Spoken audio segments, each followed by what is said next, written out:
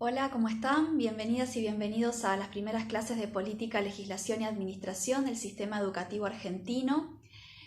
Como les había dicho en el video de presentación, en estas dos primeras clases lo que vamos a ver es la construcción del sistema educativo argentino a nivel nacional a fines del siglo XIX y comienzos del siglo XX, vinculado con el proceso de construcción del Estado Nacional y en el marco de los gobiernos de la generación del 80. Para ello vamos a trabajar con dos textos, un texto de Andrea Aliud y otro de Inés Dassel y Marcelo Caruso, tres especialistas en historia de la educación.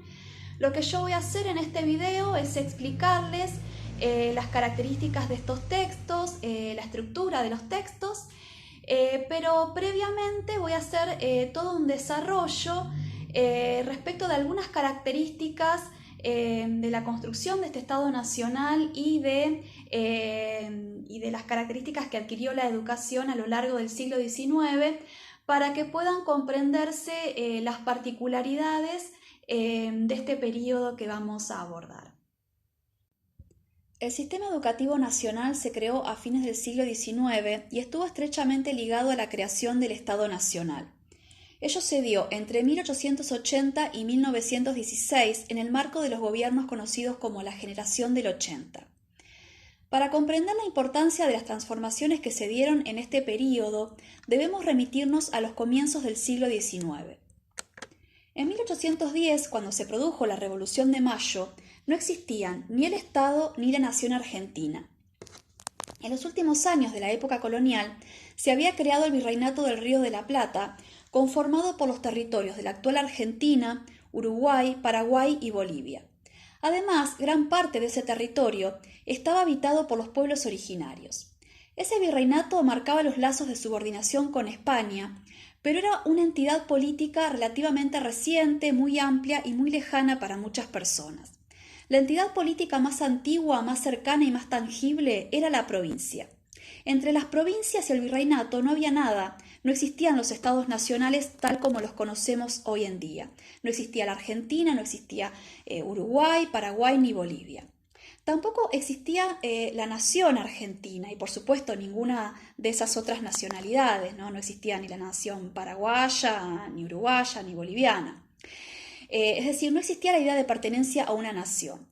Ustedes saben que Argentina significa plata y hacia fines del siglo XVIII y comienzos del XIX, un argentino o argentina era una persona que habitaba en las inmediaciones del Río de la Plata, es decir, alguien que habitaba en Buenos Aires o en Uruguay. Pero, por ejemplo, un cordobés o un salteño no eran considerados argentinos ni se sentían así.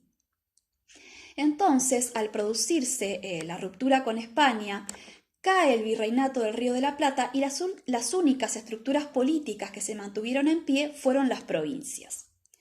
En la primera década posterior a la Revolución hubo intentos de crear un Estado nacional, pero esos intentos fallaron porque no hubo acuerdos respecto de la forma que adquiriría ese Estado, es decir, si sería un Estado centralizado en Buenos Aires, que había sido la capital del virreinato, es decir, un Estado donde todas las decisiones se tomarían desde Buenos Aires, o si se crearía un Estado federal donde las provincias mantendrían gran parte de su poder. En 1820 se hizo evidente la imposibilidad de llegar a un acuerdo, esos intentos fracasaron y las provincias se lanzaron a la guerra civil.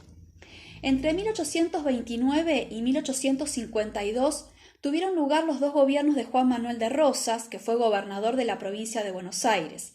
Se logró una relativa calma durante ese periodo, pero no se conformó un Estado nacional. De hecho, Rosas era opositor a la creación de ese Estado. Las provincias, que actuaban como si fueran estados, se vincularon mediante pactos y en esas alianzas la provincia de Buenos Aires ocupó un lugar preponderante porque era la provincia más rica y más poderosa, ya que disponía de los ingresos de la aduana y del puerto de Buenos Aires. Durante la primera mitad del siglo XIX no hubo un modelo educativo ni un sistema educativo nacional. No es que la educación no ocupara un lugar importante en el proyecto político de algunos políticos de la época, valga la redundancia, sino que en un territorio que permanentemente estaba en guerra, era imposible sentar las bases para el desarrollo educativo. Recuerden que además de las guerras civiles, previamente se habían desarrollado las guerras de independencia. Entonces, todos los recursos estaban volcados en la guerra. La educación entonces en esta primera mitad del siglo XIX era muy rudimentaria, había muy pocas escuelas, había solo 2 universidades, la Universidad de Córdoba, que había sido creada en la época colonial, y la Universidad de Buenos Aires, que había sido creada en 1821, precisamente en Buenos Aires porque esa provincia era la más próspera.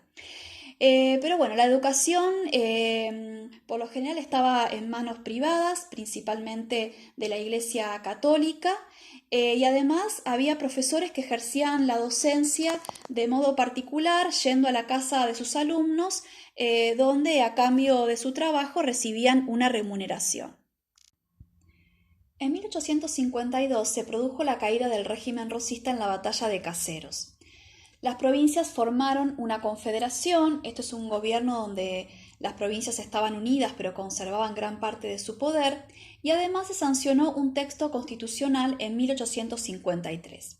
Ahora bien, la existencia de una constitución no significaba la existencia de un Estado nacional.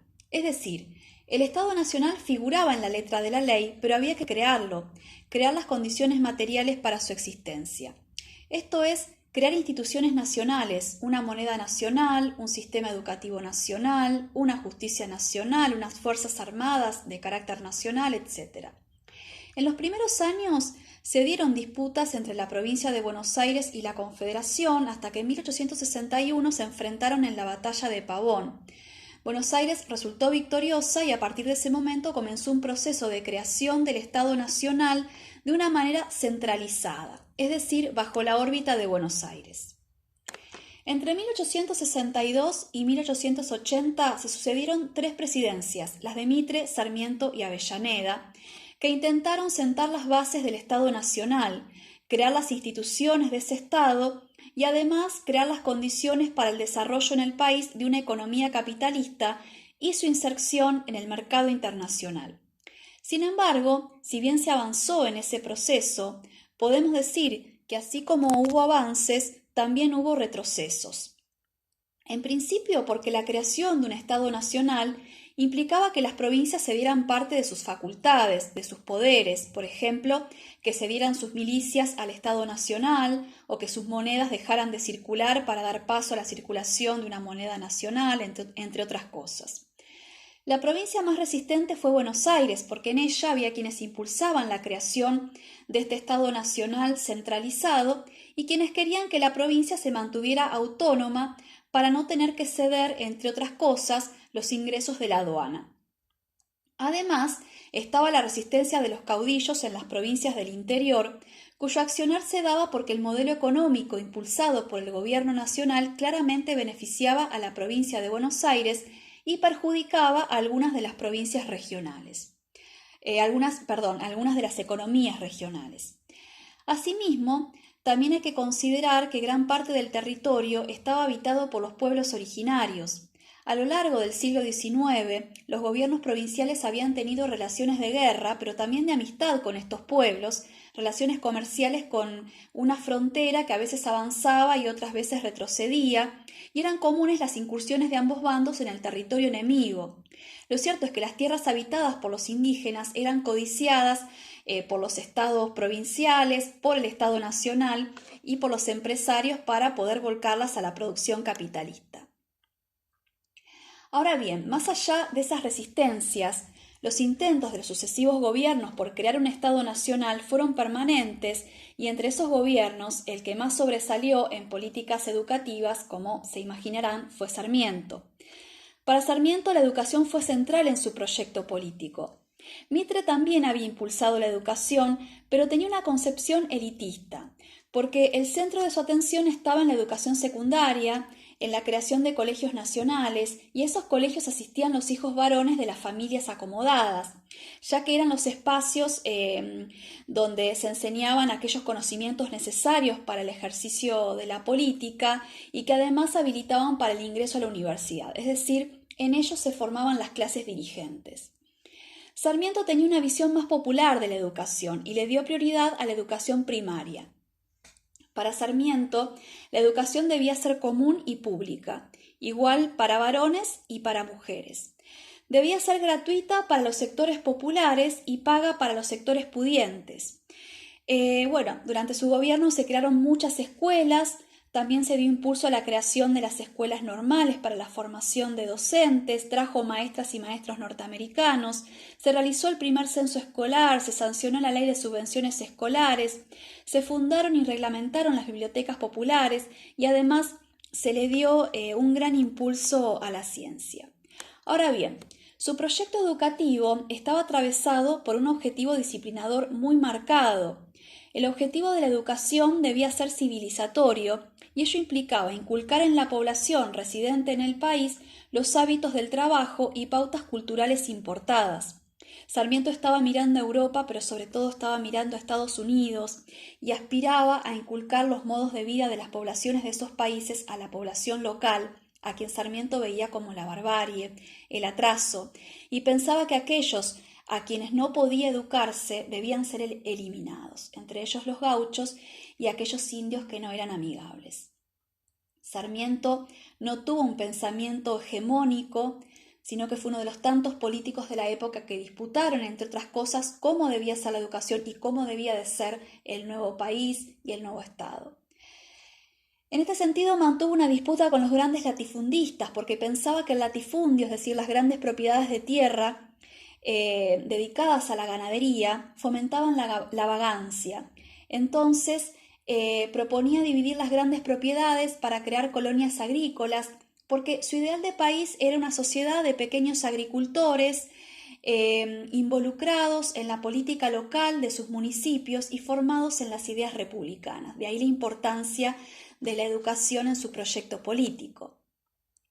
Por supuesto que falló en esas disputas económicas, pero gran parte de sus ideas educativas fueron retomadas en el proyecto educativo de la generación del 80, que es lo que vamos a abordar a partir del texto de Andrea Aliud, titulado El proyecto educativo oligárquico 1880-1910, que es un capítulo del libro Los maestros y su historia.